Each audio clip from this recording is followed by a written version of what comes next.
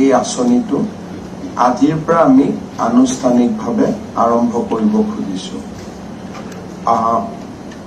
যিহেতু বহুখিনি নিবনুৱা যুৱক যুৱতী এই আঁচনিটোৰ কাৰণে অপেক্ষা কৰি আছে, সেইকাৰণে মই ভাষণ দিয়াৰ পৰিৱৰ্তে আঁচনিটো অকণমান বুজাই দিব খুজিছো, যাতে সকলোৱে ইয়াত সহযোগিতা আৰু আবেদন কৰিব পাৰে। এই আঁচনিটো আমি দুটা দিশত বিভক্ত কৰিছো। এটা হ'ল যে অসমত বহুতো যুৱক যুৱতী আছে যিসকলে অভিযান্ত্ৰিক প্ৰতিষ্ঠান বা অভিযান্ত্ৰিক কলেজৰ পৰা ডিগ্ৰী লাভ কৰিছে, যাক আমি বেচেলৰ ইন ইঞ্জিনিয়াৰিং বুলি কম। তাৰপিছত আমাৰ এগ্ৰিকালচাৰ কলেজৰ পৰা তেওঁলোক এগ্ৰিকালচাৰ গ্ৰেজুৱেশ্যন লৈছে, ভেটেনাৰী কলেজৰ পৰা তেওঁলোকে ভেটেনাৰী গ্ৰেজুৱেটছ হৈছে, বা তেওঁলোকে ফিচাৰী কলেজৰ পৰা ফিচাৰী গ্ৰেজুৱেশ্যন লৈছে। এই ধৰণে যিখিনি আমাৰ ছাত্ৰ ছাত্ৰী আছে, যিসকলে বহুতে ডেণ্টেল কলেজৰ পৰা পাছ কৰি ডক্টৰ হৈছে, নিজে কিবা এটা কৰিব খোজে, বহুত MBBS ডক্টৰ আছে, তেওঁলোকে নিজাকৈ কিবা কৰিব খোজে। এই ধৰণৰ যিখিনি প্ৰফেশ্যনেল ডিগ্ৰী একুৱায়াৰ কৰিছে, তেখেতসকলক আমি এটা কেটেগৰী কৰিছো, আৰু সেইটো কেটেগৰীত আমি 5 লাখ টকা এজন ল'ৰাক বা এজন যুৱতীক বা যুৱকক আমি দিয়াৰ বাবে সিদ্ধান্ত গ্ৰহণ কৰিছো। এই 5 লাখ টকা দুটা কিস্তিত দিয়া হ'ব। প্ৰথমতে 2.5 লাখ টকা দিয়া হ'ব, আৰু এবছৰৰ ভিতৰত তেওঁলোকৰ এই টকাটো খৰচ কি ধৰণে কৰিছে এটা থাৰ্ড পাৰ্টি এছেছমেণ্টৰ পিছত তেওঁলোকক বাকী 2.5 লাখ টকা দিয়া হ'ব। এই 5 লাখ টকাৰ 2.5 লাখ টকা চৰকাৰী সাবসিডি হ'ব, বাকী 2.5 লাখ টকা তেখেতসকলে চৰকাৰক ঘূৰাই দিব লাগিব। ঘূৰাই দিয়াৰ প্ৰক্ৰিয়াটো হ'ল যে 5 বছৰ তেওঁলোকে টকাটো আমাক ঘূৰাই দিব নালাগে। 5 বছৰ লক-ইন পিৰিয়ড হ'ব, আৰু 5 বছৰত আমি তেওঁলোকৰ পৰা টকাটো উভতাই নলওঁ। 5 বছৰ পিছত তেখেতসকলে এটা মান্থলি ইনষ্টলমেণ্টত আমাক টকাখিনি ঘূৰাই দিব, আৰু আমি এটা এনেই ইনফৰ্মেলি এটা আমি হিচাপ কৰি চাইছিলো যে monthly instalment will be 5,000 rupees, কাৰণ আমি ইয়াত সুদ নলওঁ।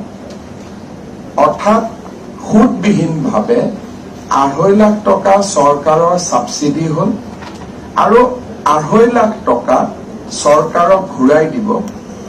তাকো বৰ্তমান নহয়, লোন লোৱাৰ দিনৰ পৰা 5 বছৰ পিছত, আৰু 5 বছৰ পিছত যেতিয়া ঘূৰাই দিব, মাহত 5,000 টকাকৈ ঘূৰাই দিব, আৰু তাত তেওঁলোকে 2.5 লাখ টকা ঘূৰাই দিলে হ'ল। চৰকাৰে কোনো তেখেতসকলৰ পৰা সুদ নলয়।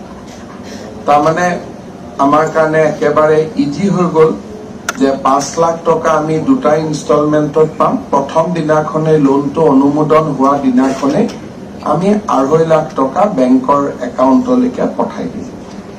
2.5 লাখ টকা থাকিব।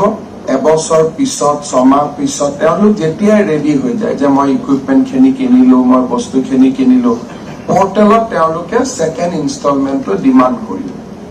আৰু when they raise a demand যে yes now I am ready for the second instalment, আমাৰ মানুহে গৈ, আমি নাযাওঁ, হয়তো নেট ফি যাব পাৰে, ইণ্ডিয়ান ইনষ্টিটিউট অফ এণ্টাৰপ্ৰেনিয়ৰশ্বিপ যাব পাৰে, কোনোবা থাৰ্ড পাৰ্টি 2খন জিলাৰ ভিতৰত আমি এটাকৈ থাৰ্ড পাৰ্টি দিম।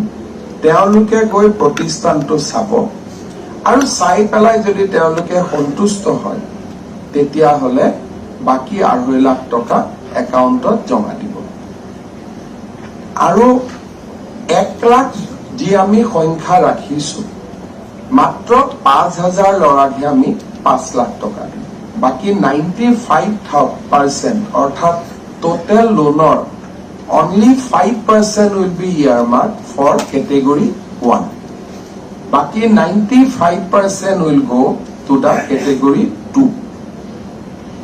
Category 2 again ইয়াতে আমাৰ দুটা কোয়ালিফিকেশন আমি ৰাখিছো যদি ST SC OBC হয় তেওঁলোকে ক্লাস 10 লৈকে পঢ়িলে হ'ব if they are ST SC and OBC কিন্তু যদি জেনারেল ক্যাটেগরি হয় requirement will be metric pass. So these are the two requirements. Second কথা ইয়াতো আমি যিসকল লৰাই ITI পাস কৰিছে জুনিয়ৰ ইঞ্জিনিয়াৰিং পৰীক্ষা পাস কৰিছে ল্যাবৰেটৰী টেকনিশিয়ান পাস কৰিছে অৰ্থাৎ বিভিন্ন সেলফ এমপ্লয়মেন্ট কোৰ্সত যিবিলাক লৰাই বিভিন্ন সময়ত পাস কৰিছে তেওঁলোকক আমি অগ্ৰাধিকাৰ দিম অৰ্থাৎ কোনোবা এজন লৰাই যদি ডিপ্লোমা ইন সিভিল ইঞ্জিনিয়াৰিং পাইছে ডিপ্লোমা ইন মেকানিক্যাল ইঞ্জিনিয়াৰিং পাইছে কোনোবা এজন লৰাই ITI পৰা ইলেক্ট্ৰিসিটি পঢ়ি আহিছে তেওঁলোকক আমি ডেফিনেটলি উইদিন দা স্কিম আমি প্ৰিফাৰেন্স দিবৰ কাৰণে যত্ন কৰিম আৰু বাকি যি যুৱক যুৱতী সকলোৱে আবেদন কৰিব পাৰিব আমি সকলোকে সুবিধা দিম ইয়াতো আমি 2 লাখ টকা কৈ দিম 2 লাখ টকাৰ 1 লাখ টকা সরকারে অনুদান হিসাবে দিব 1 লাখ টকা 5 বছর পিছত প্রথম 5 বছর টকাটো ঘূৰাব নালাগে 5 বছৰ পিছত তেওঁলোকে মাহত 2000 টকা কৰি সৰকাৰক প্ৰতি মাহত তেখেতসকলে উভতাই দিব 24000 হ'ব 4 বছৰত তেওঁলোকে ঘূৰাই দিব that means at the end of the 9th year তেওঁলোকৰ পৰা মিলাম আৰু 2000 টকা ভেৰি সিম্পল ইনষ্টলমেন্ট আৰু তাত কোনো চক্ৰবৃদ্ধি সুদ সিম্পল ইন্টারেস্ট একো নাথাকে the entire interest is free এতিয়া ইয়াত 2-3টা আমি কথা কৈছো আমি এটা বস্তু জানো যে অসম চৰকাৰে বিভিন্ন পৰ্যায়ত চৰকাৰী চাকৰি বৰ্তমান মুকলি কৰি দি আছে আৰু এই মাহৰ ভিতৰতে আমি বহুত হাজাৰ আৰু চৰকাৰী চাকৰি আমি মুকলি কৰি দিম আৰু প্ৰত্যেক বছৰে চৰকাৰী চাকৰি কম বেছি পৰিমাণে উলাই থাকিব till 2026 সেই কাৰণে 28 বছৰৰ তলৰ ল'ৰা ছোৱালীক এই আঁচনিত আমি বিবেচনা কৰিব খোজা নাই the applicant has to be attained age of 28 years and above সাধাৰণ শ্ৰেণীৰ ছাত্ৰ ছাত্ৰীৰ কাৰণে 40 ইয়াৰ্ছলৈকে 28 to 40 ইয়াৰ্ছলৈকে আবেদন কৰিব পাৰিব কিন্তু ST SC OBC 43 বছৰলৈকে আবেদন কৰিব পাৰিব অৰ্থাৎ জেনাৰেল ষ্টুডেন্টৰ আবেদনৰ ৰেঞ্জটো হৈছে 28 to 40 আৰু যিসকল জেনাৰেল নহয় ST SC OBC they can apply up to 43 years but minimum age is same 28 years or তলত আমি কাকো আবেদন কৰিব একাৰণে খোজা নাই যে সেই সময়ত মানুহৰ জীৱনত দুটা সিদ্ধান্ত হৈ থাকে যে চৰকাৰী চাকৰি কৰিম নে ব্যৱসায় বাণিজ্য কৰিম আৰু যদি চৰকাৰী চাকৰি আমি কৰো পঢ়া শুনা কৰো এই টকাখিনিয়ে যেহেতু আজিকালি মেৰিটক বাদ দি আন চাকৰি নহয় এই টকাখিনি পাই মোবাইল লৈ বুলেট লৈ বাইক লৈ আমি আমাৰ নিৰ্দিষ্ট লক্ষ্য পথৰ পৰা আঁতৰি যোৱাৰ সম্ভাৱনা থাকে সেই কাৰণে আমি 28 বছৰৰ তলৰ ল'ৰা ছোৱালী এই আঁচনিত আমি লোৱা নাই কিন্তু যেতিয়াই প্ৰত্যেক বছৰত এই আবেদন খুলি থাকিব 28 বছৰৰ ল'ৰাই আবেদন কৰাৰ সুযোগ পাই থাকিব 28 বছৰত ভৰি দিলে তেওঁলোকে আবেদন কৰিব পাৰিব যেতিয়া গম পাব যে নহয় মোৰ চৰকাৰী চাকৰি লাহে লাহে পোৱাৰ সম্ভাৱনা কমি আহিছে বা যেতিয়া আমাৰ মাইণ্ডত এটা মেচিউৰিটি হ'ব যে নহয় আমি চৰকাৰী চাকৰি নকৰো আমি সংস্থাপন বা সেলফ এমপ্লয়মেন্টৰ ব্যৱস্থা কৰিম সো আমি এই বস্তুটো বৰ্তমান বিলো 28 ইয়াৰ্ছত আমি এই আঁচনিৰ অধীনত আমি ৰখা নাই জেনাৰেল ষ্টুডেণ্টৰ কাৰণে বা জেনাৰেল ইউথৰ কাৰণে ইট ইজ 40 ইয়াৰ্ছ আৰু non ST SC OBC non জেনাৰেলৰ কাৰণে ইট ইজ 43 ইয়াৰ্ছ ইয়াত কোনো সমষ্টি আৰু জিলা কোটা নাই আমি will not consider as per constituency or as per district it will be a state level selection starting from block to district or pra state ot ahibo and finally merit list will be published at the state level ইয়াতে লৰা এজনে যেতিয়া selection হ'ব তাৰ আগতে আমাৰ application থাকিব আমি 150-200 ডিপিআৰ আমি এটা পোৰ্টেলত ৰাখিম CM ট্ৰিপল এৰ এটা পোৰ্টেল থাকিব যে 5 লাখত আমি কি কৰিব পাৰো 2 লাখত আমি কি কৰিব পাৰো 150-200 খন আঁচনি আমি আঁচনি বনাই আছো 150-200 আঁচনি পোৰ্টেলত থাকিব আৰু এটা বিজনেস প্ৰসেস প্ল্যান থাকিব তে আমি যদি সাপোজ আমি এখন সৰু ইলেক্ট্ৰিসিটিৰ দোকান খুলিলো এই দোকানখনত কি কি ইকুইপমেন্ট লাগিব কেনেকুৱা ইকুইপমেন্ট লাগিব আমাৰ মান্থলি ইলেক্ট্ৰিসিটি কষ্ট কিমান আহিব ঘৰ ভাড়া কিমান আহিব এটা বিজনেস প্ল্যান এটা আমি বনাই দিম সো দ্যাট লৰাজনে এটা নিৰ্দিষ্ট কোৰ্স এটা সিলেক্ট কৰাত সুবিধা হয় গতিকে আমি আমাৰ যেটো পোৰ্টেল থাকিব পোৰ্টেলত আমি বিভিন্ন আঁচনিৰ বিষয়ে আমি তাত কথা পাতিম বাট এইটো নহয় যে আমি কোৱা আঁচনিখনে লব তাৰ ওপৰতো যদি তেওঁলোকে কিবা কৰিব পাৰে ডেফিনেটলি কৰিব পাৰিব তেওঁলোকে নিৰ্দিষ্ট যিটোৱে কাম কৰিব খোজে তাতে টিক মাৰিব fishery horticulture grocery shops, auto rickshaw, buses, electricity mechanical shop ji ase তেওঁলোকে আবেদন পত্ৰখনত তেওঁলোকে তাত এটা ক্লিক কৰিব যে মই এই কামটো কৰিব খুজো সিলেকশনৰ পিছত আমি তেওঁলোকক এটা এমহীয়া ট্ৰেইনিং প্ৰগ্ৰাম দিম যদি সাৰ্ভিস সেক্টৰৰ ওপৰত তেওঁলোকে সেৱা খণ্ডৰ ওপৰত আবেদন কৰে then the training will be management training যে টকা কেনেকৈ কৰিব লাগে বেংকত কি ৰাখিব লাগে এই টকাখিনি লৈ আকৌ মুদ্ৰা লোনো আমি ল'ব পাৰো কাৰণ এই টকাটো যেটো বেংকৰ লগত লিংক নহয় this is outside banking norms গতিকে এই টকাখিনিক আমাৰ ডাবল কৰাৰ উপায় কি কি আছে যে 2 লাখ টকাটো ইয়াৰ পৰা পালো and we can take a mudra loan of 2 lakhs so you can become 4 lakhs ba an PME PGP khadi board or bibhinno asoni ase so eneke ami lora jonok ba swali goraki 2 lakh toka to keneke ami aru borhabo pari through the banking channel ebilakor bikhoye ami training dim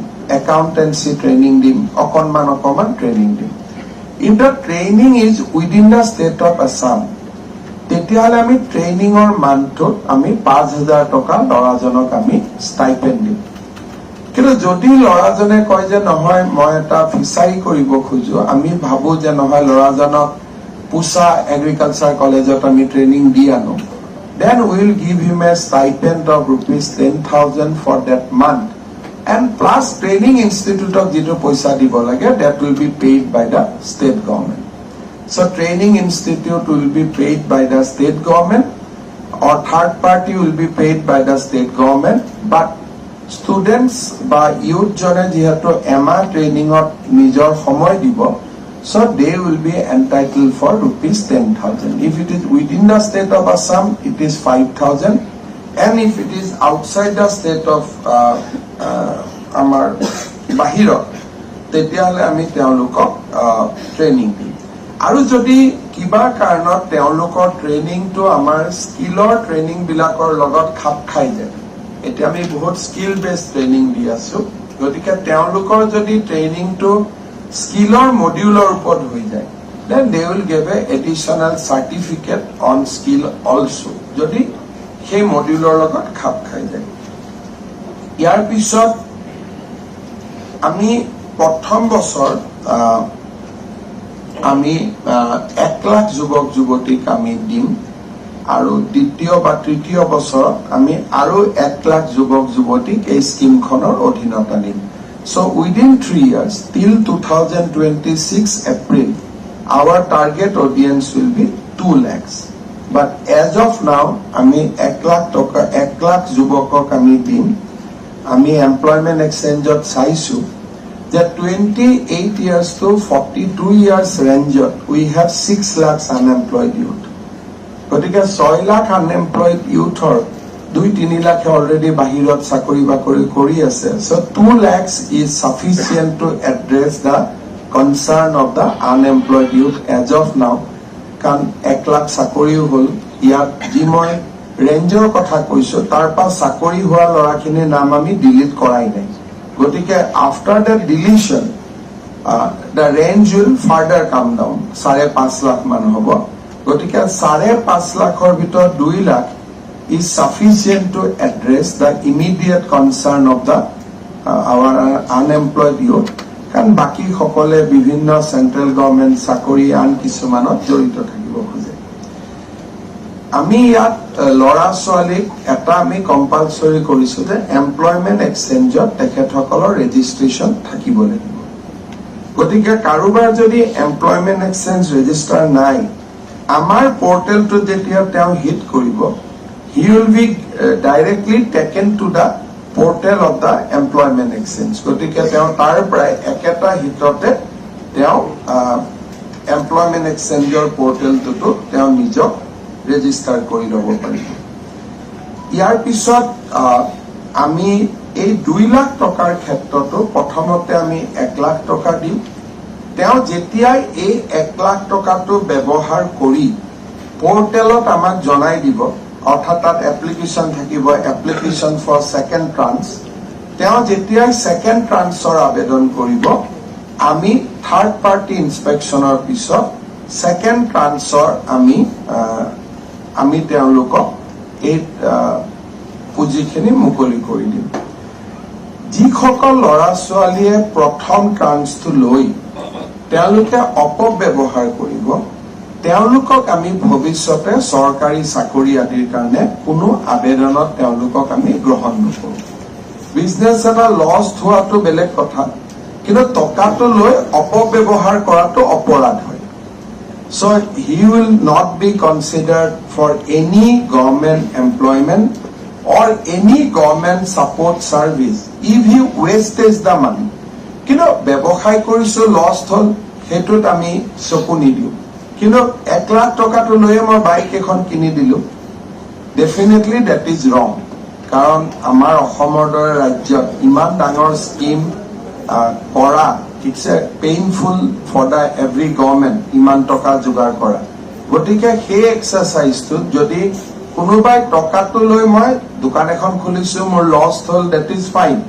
কিন্তু টকাটো যদি অপব্যৱহাৰ কৰে, if it is misutilise, then government will have liberty to take the action against that boy. গতিকে সেই কথাটো আমি জনাই থম। আমাৰ যিখন এগ্ৰিমেণ্ট হ'ব ল'ৰাজনৰ লগত, আফটাৰ ডেট চিলেকশ্যন ল'ৰাজনৰ লগত এখন আমাৰ এগ্ৰিমেণ্ট হ'ব, সেই এগ্ৰিমেণ্টত এই কথাখিনি লিখা থাকিব লাগিব। আমি যদিও কৈছো এমপ্লয়মেণ্ট এক্সচেঞ্জত আজিয়ে ৰেজিষ্টাৰ কৰিব পাৰিব, কিন্তু ল'ৰাজনৰ আৰু এটা মিনিমাম কোৱালিফিকেশ্যন লাগিব যে তেওঁ অন্তত বেংক একাউণ্ট এটা 31 ডিচেম্বৰৰ আগত হ'ব লাগিব। He should have a bank account which is open প্ৰায়ৰ two 31 December 2023। 31 December 2023 আগত তেওঁৰ বেংক একাউণ্ট এটা থাকিব লাগিব, যি একাউণ্টে নহওক কিয়, প্ৰধানমন্ত্ৰী জনধন হওক, স্কলাৰশ্বিপ হওক, চাম একাউণ্ট তেওঁ থাকিব লাগিব। দ্বিতীয়তে এটা প্ৰশ্ন আহে NPA ক্ষেত্ৰত। দেউতাক মাক NPA হলেও আমি এই সুবিধাটো দিম, কিন্তু ল'ৰাজন যদি নিজে NPA, তেতিয়াহ'লে তেওঁ এই সুবিধাটো নাপাব।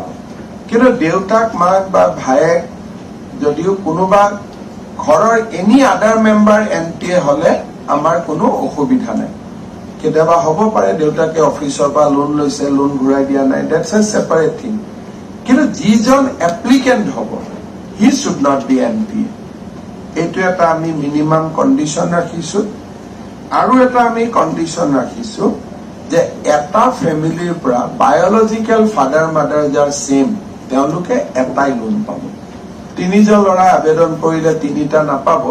From the same biological parent only one application will be considered. Going ahead, আমাৰ যেতিয়া স্কিমটো অলপ ষ্ট্ৰিমলাইন হৈ যাব, ভাল হৈ যাব, তেতিয়া আমি second we can consider at some point of time.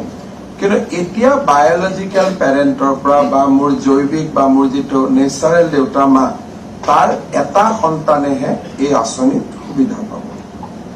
আজিৰ পৰা নেক্সট 39 দিন, আৰু পিছত যদি কিবা বঢ়াব লাগে বেলেগ কথা, আজিৰ পৰা আমি ৰেজিষ্ট্ৰেশ্যনটো আৰম্ভ কৰিম। সেই পৰ্টেলটো অলপ পিছত আমি আনুষ্ঠানিকভাৱে আমি মুকলি কৰিম।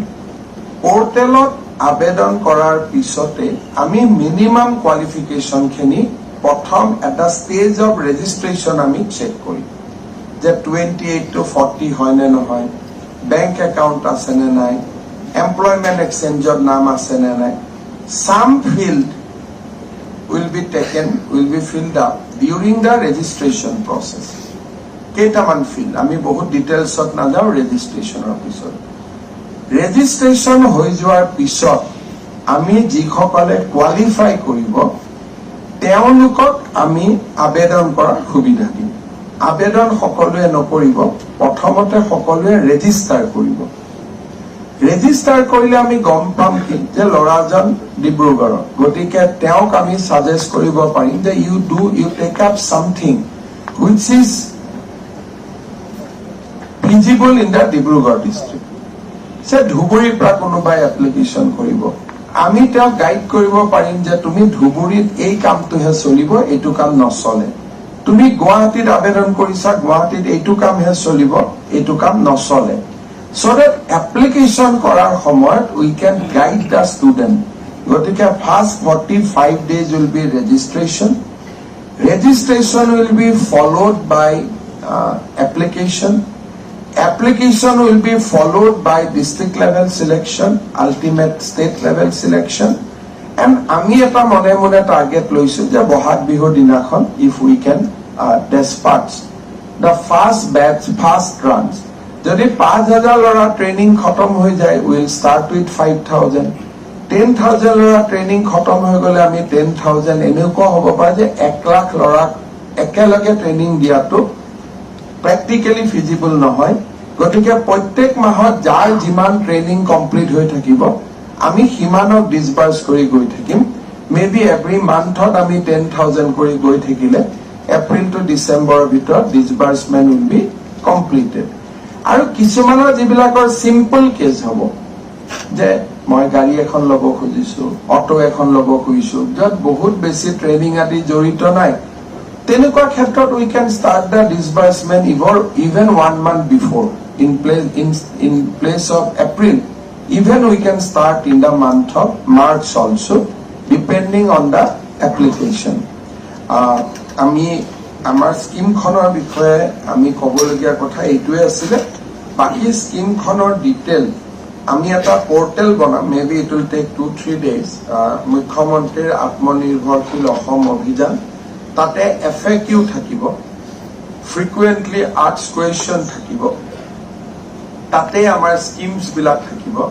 মনত যিবিলাক প্ৰশ্ন হ'ব সেই খুদনিবিলাক আমি পৰ্টেলটোত গৈ পেলাই আমি মুকলি ৰাখিব পাৰিম। And will start after 7 days a small call centre also. কোনোবা ল'ৰাই যদি স্কিমটোৰ বিষয়ে ছোৱালীয়ে জানিব খোজে, ডিছকাছ কৰিব খোজে, at least they can call that call centre.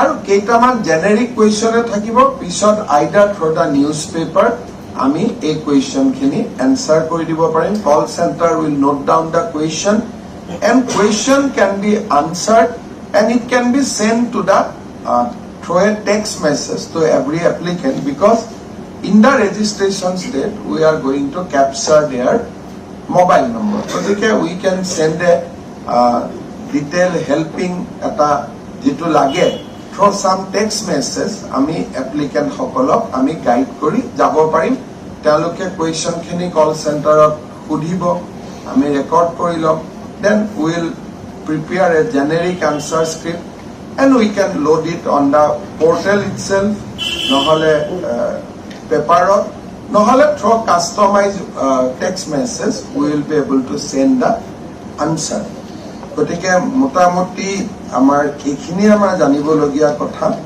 আৰু অসমত আগতে ইমান ডাঙৰ আঁচনি কেতিয়াও হোৱা নাছিল আজি আমি ইয়াতে পোৰ্টেলটো অন কৰিছো আৰু this portal will remain on for 45 days after the inauguration আৰু 45 daysত আমি ৰেজিষ্ট্ৰেচন কৰিম after the registration application will be তেতিয়ালৈকে scheme tour বিষয়ে যথেষ্ট আলাপ আলোচনা হৈ যাব and within 1 month we can complete the application process but first process is with the পঞ্জীয়ন আৰু পঞ্জীয়নতে বহুতখিনি ওলাই যাব 27 বছৰ দিয়া খিনি ওলাই গল ইটো ওলাই গল কিটো ওলাই গল যিখিনি এটা ফিল্টাৰ পঞ্জীয়ন পৰ্যায়তে হৈ যাব গতিকে এইটোৱে আমাৰ থুলমূল আঁচনি before we launch the formally the registration portal মই সংবাদ মাধ্যমৰ বন্ধুসকলক কিবা যদি তেখেতসকলে জানিব খোজে স্কিমটোৰ বিষয়ে মই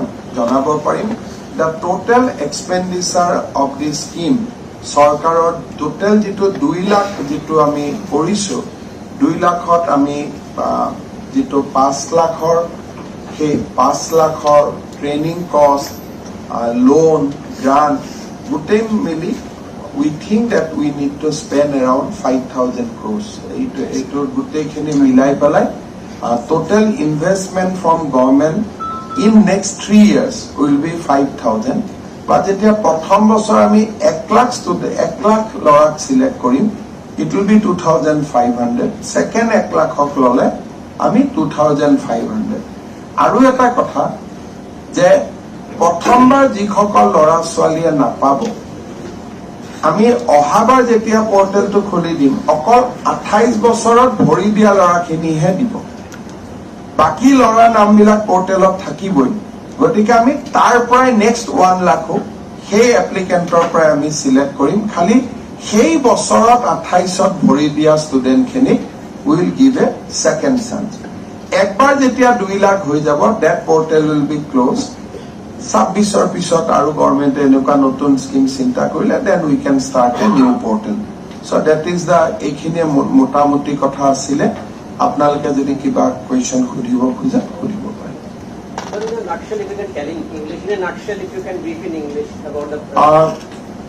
as per our election promise today after successfully completing 1 lakh government job today we are starting a new scheme whereby unemployed educated youth will get rupees 5 lakhs and rupees 2 lakhs in 2 different categories. The student who has got degree did graduation in fishery, veterinary, agriculture, engineering, they will get 5 lakhs. And all other normal youth will get rupees 2 lakhs. Out of 5 lakhs, 2.5 lakhs is a grant, 2.5 lakhs is a soft loan which students will give without any interest. Equally, 1 lakhs will be grant, 1 lakhs will be loan, but loan they will return in 60 equal installment after a period of 5 years moratorium in equal installment without any interest. So we'll have selection done. They will be monitored through third party, and second installment will only be released after the evaluation process is completed by a third party. So this is one of the biggest self-employment scheme which government of Assam is proudly launched today. The age group will be 20 to 28 to 40 years for the general student, and for ST, SC and OBC it will be 28 to 43. So we hope that these schemes will be able to create a very positive environment in our state. And of course, মই এটা কথা ক'ব পাহৰিছিলো, ইয়াৰ ভিতৰত যদি কোনোবাই চৰকাৰী চাকৰি পায়, will recover the loan amount from his salary, but will not recover the grant amount. Will only recover the loan amount from his salary. Grant amount will not recover.